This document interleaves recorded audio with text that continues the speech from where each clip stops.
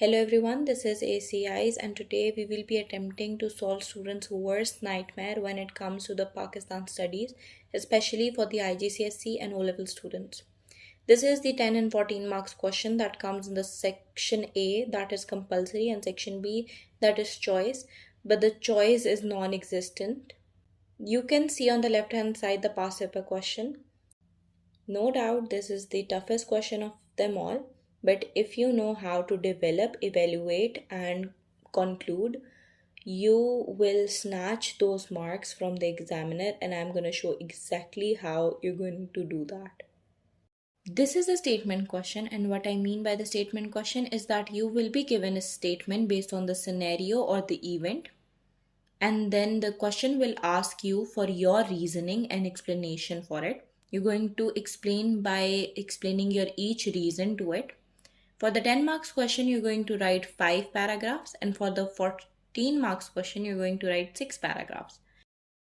For the 10 marks, 5 paragraphs, you're going to apply the 2:2 method, which is you're going to write 2 successes and 2 failures.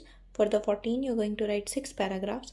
You're going to apply the 3:2 method, which is either you're going to write 3 failures or successes and 2 failures or successes combination. The last paragraph will be the evaluation. What I mean is basically in the first paragraph, you're going to explain the reason that is given in the statement of the question. We will practice it later on. In the second paragraph, you're going to explain one other reason. Same goes with the third paragraph, fourth paragraph, and fifth paragraph. You're going to explain in the fifth paragraph the reason if it's a 14 marks question. If not, you're going to explain the conclusion. And if it is, you're going to explain the reason, and in the sixth paragraph, you will conclude. Now comes the best part, past paper questions. Categories in which the question comes are 4. The first being how successful was something. For example, if the question comes how successful was the Roundtable conference compared to the second and third Roundtable conference.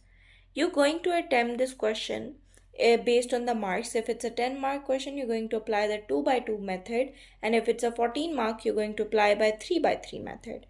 In the 10 mark, you're going to explain 2 successes and 2 failures, and in the 14 you're going to explain 3 failures and 2 successes, or 3 successes and 2 failures. Develop each success and failure accordingly to make a whole paragraph. Now comes the timeline question. Timeline question is basically when they ask you a period of year, and then they ask you which of the event from all these year was the most significant. You're going to answer this question by writing each paragraph of 1 year detail. All the events that had happened in that 1 year is going to come in the one paragraph, and then you're going to write these 5 more times.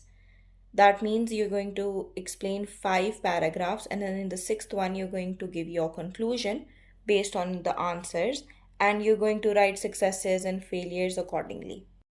To what extent is a easy question to attempt, as it already gives you a reason in the question statement. So you're going to explain that reason firstly in the first paragraph, and then you're going to apply 3 or 4 more reasons, and then the last paragraph is going to be evaluation. Now make sure that you develop each point accordingly.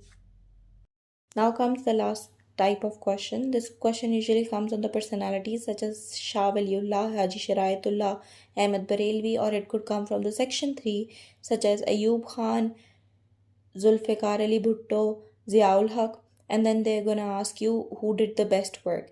You're going to explain all these 3 people's work, and then you're going to evaluate who did it best in your opinion based on the advantages and based on the successes they all did for the citizens and humanity. Okay, so the question is, was the Roundtable Conference of 1930, that is the first, more successful than the other 2? Explain your answer. This is a 14 marks question. You're going to attempt it by 3:2 method. You're going to either write 3 successes or failures, or 2 successes or failures. Your choice is whether you're going to support that first Roundtable conference was success to you or not. Okay, I'm going to write the successes and failures of all 3 Roundtable conferences, and you will combine it to make your answer. Basically, Roundtable Conference was held due to the failure of the Simon Commission. Simon Commission proposed the reforms of the Indian Act. However, they were rejected by the Congress and they started their own civil disobedient movement. Due to this reason, British got a bit scared. They said that our support would get rebellious, so they thought of gathering them all and deciding on another solution. He called upon it. So the good part of it is basically the Muslims got a provincial autonomy this time. They got Sindh separate province and then they also got separate electorates. Now the separate electorate is for the part of the minorities. However, the biggest failure for the first roundtable conference was that the Congress didn't attend it. Because the Congress was a major party, so the decision couldn't be finalized. Now comes the second roundtable conference. So the good part for the second roundtable conference is that Gandhi along with the Congress joined. This was due to the Gandhi-Irwin Pact, where Gandhi agreed to stop the non-cooperation movement and Irwin decided to release all the prisoners, political prisoners specifically, who were the big supporters of Gandhi. The idea of this conference was basically the fact that the Labour Party lost elections. So the whole team from the British side, who were the deciders, got changed. So Gandhi along with the Jinnah had to make their points again. Because of this, Gandhi got a bit rough at the meeting. They got a bit beef due to the 14 points and Nehru report. Gandhi was not basically agreeing to the Muslims' point of view. Now comes the third roundtable conference. It was basically for the formality. There were only 46 delegates in this. Jinnah did not join because of the rude behavior of the Gandhi, slay again, the diva. Now the failure was basically that the Congress also didn't join, Jinnah didn't join.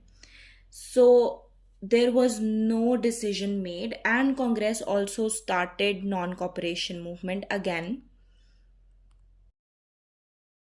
Now comes the conclusion part. However, you're only going to get the mark if the answer above is fully developed. Only then you will get the 2 marks of the conclusion. Otherwise, examiner would just read it.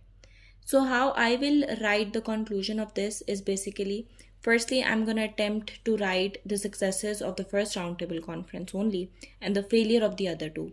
So I'm going to write that I agree that first roundtable conference was more successful because of the successes comparatively to the second and third.